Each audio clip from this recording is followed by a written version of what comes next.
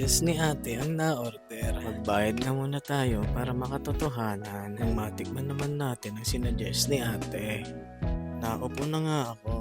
Hintay-hintay muna tayo ng mga ilang sandali. So ayun na nga, dumating na nga si ate ang in-order ko. Este yung sinuggest ni ate na in-order ko. Kain muna tayo mga kasama. Sarap din pala si ate. So, este yung sinuggest ni ate.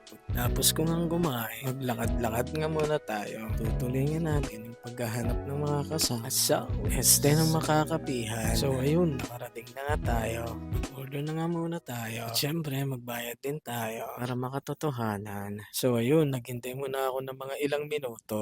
At ito na nga, tinawag na nga ako ni ate. At ibibigay daw ang kanyang number. So, este yung aking in-order. Tinuloy-tuloy ko nga ang aking paglalakad. At dinala ako sa mahiwagang paakyatan. So ayun na nga, ang ending, dinala tayo sa sakayan pa uwi. Maraming salamat.